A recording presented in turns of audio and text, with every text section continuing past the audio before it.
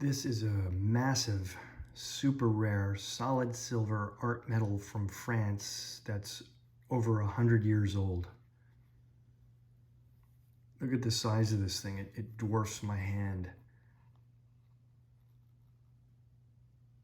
It was designed by master engraver and sculptor Deschamps to commemorate Gutenberg's invention of the printing press.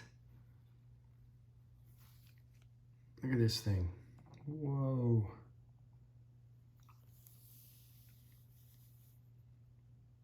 It's over 3 inches in diameter. It's over 5 ounces, almost 5.5 ounces, hallmarked on the edge. I'm going to share a few things about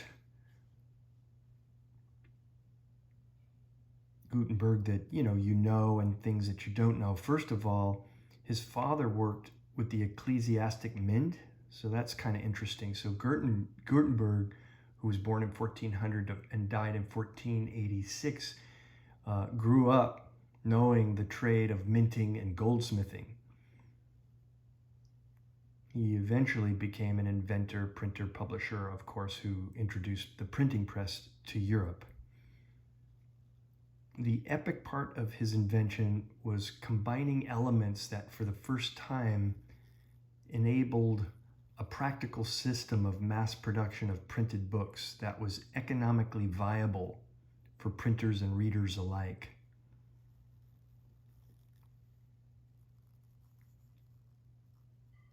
This ushered in an era of mass communication, much like the computer did recently.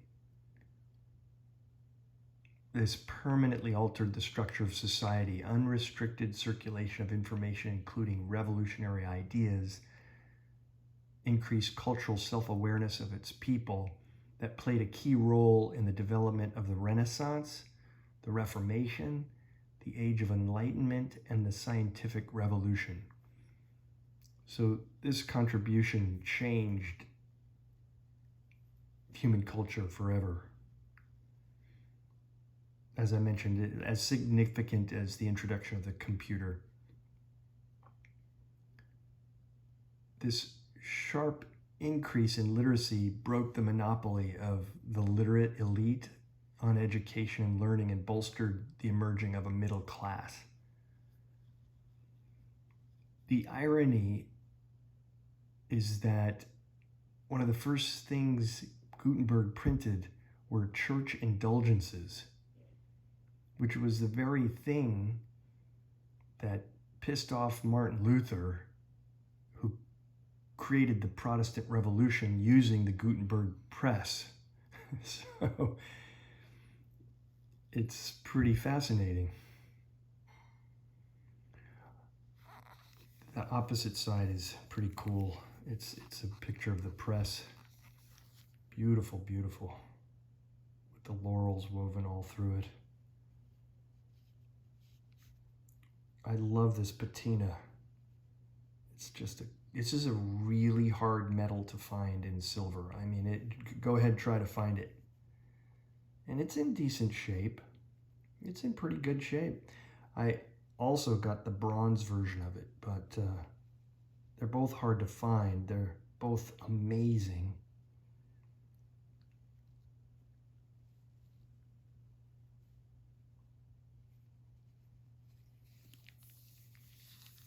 Here's the,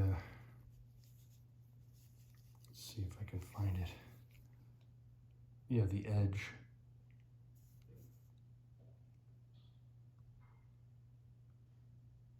It's punched with the cornucopia and says Argent, silver.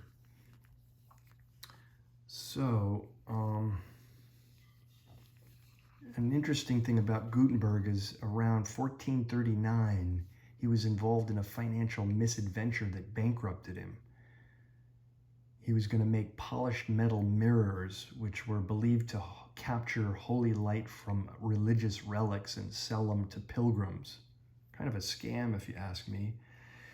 But he couldn't come through with it for a number of reasons, including local floods and all kinds of problems. The bottom line is there was a dispute between him and the guy who financed everything, a guy named Fust, F-U-S-T, and he demanded his money back plus 6% interest.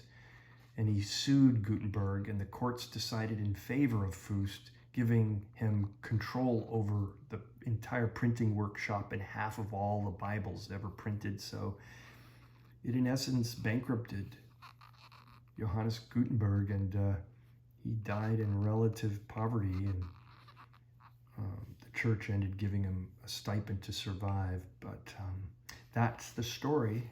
The guy who changed the course of human history died broke. That's harsh, but it's the way things roll if you're going to scam pilgrims. Some of it's just fate and fortune. So I hope you enjoyed this very unusual metal with this beautiful gunmetal gray patina. It's a gorgeous design by a master engraver, sculptor. And I'm very honored to have this piece in my collection, to say the least. Take good care.